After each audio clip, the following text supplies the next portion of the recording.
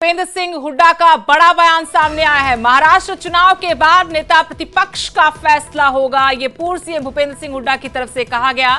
कहा कि party high command अभी चुनाव में व्यस्त है। विधानसभा चुनाव की हार पर भी पूर्व सीएम ने बयान दिया। बोले चुनाव हारे हैं, लड़ाई नहीं हारे। बीजेपी पर तंज भी कसा।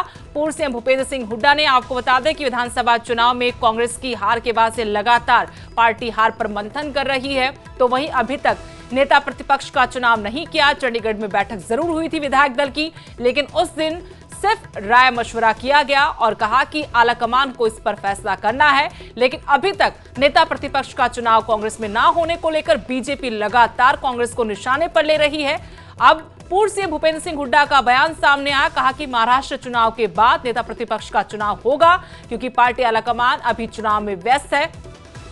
नेता प्रतिपक्ष के चुनाव को लेकर भी कांग्रेस में कई तरह की बयानबाजी हो रही है, कई तरह की राय सामने आ रही है। एक तरफ जहां एक नेता की तरफ से कहा गया कि भूपेंद्र सिंह हुड्डा इस रेस में नहीं है, दूसरी तरफ अशोक अरोड़ा जो पूर्व सीएम भूपेंद्र सिंह हुड्डा के बेहद करीबी हैं, और कुमारी सैलजा गुट की तरफ से चंद्रमोहन बिश्नोई पंचकुला से कांग्रेस के उम्मीदवार, उनको रेस में माना जा रहा है। अब देखना होगा कि इन तीनों नामों में से किस पर मुहर लगती है, लेकिन इतना तय कर दिया है कि इस पर फैसला महाराष्ट्र चुनाव के बाद होगा।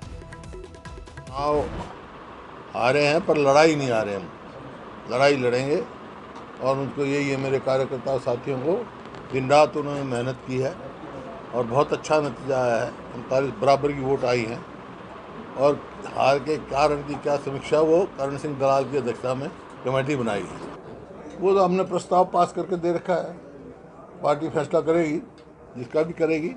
और मेरे को लगता है महाराष्ट्र के चुनाव के बाद ही होगा, क्योंकि महाराष्ट्र के चुनाव में सब बिजी हैं, बाकी पार्टी की हाईकमान। महाराष्ट्र में चुनावी प्रचार के दौरान प्रधानमंत्री नरेंद्र मोदी ने कहा कि बीजेपी ने हरियाणा में पहले से ज्यादा सीटें जीतकर इतिहास रचा है। साथ ही ये भी कहा कि अब यही इतिहास महाराष्ट्र की जनता दोहराने जा रही है। साथियों, अभी हरियाणा के चुनावों में बीजेपी को पहले से भी ज्यादा सीटें मिली।